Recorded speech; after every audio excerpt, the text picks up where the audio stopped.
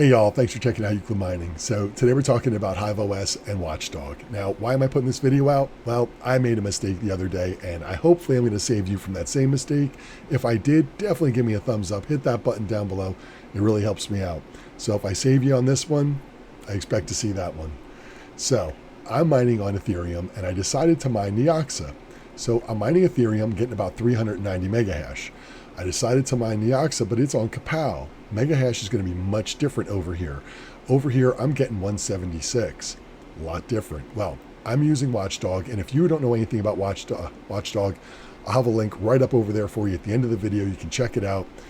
Well, I've got mine set up for load average errors, so I've got that set up, and if there's a problem, it'll reboot the system, hopefully fix it, and then move on.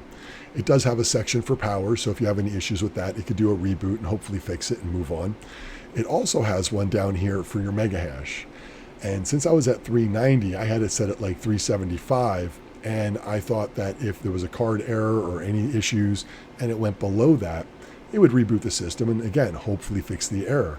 Well, at 375, compared to me mining now at 176, it did not jive well, and it rebooted my system. I got an error. It was a Watchdog reboot error, low hash, or a Watchdog low hash rate reboot error, and it rebooted the system and seemingly was going to fix the problem, except with it set so high, it would constantly find this error and always try to reboot the system. So don't forget to change yours if you're using Watchdog. Like I said, if you're not, you can check the video out right up over there.